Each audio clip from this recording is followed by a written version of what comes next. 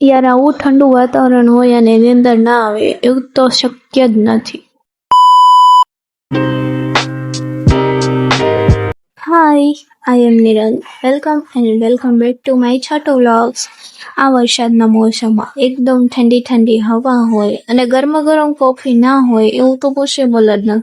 તો બસ આપણે કોફીનો કોટો ચડાવીને નીકળી ગયા કોલેજ બાજુ.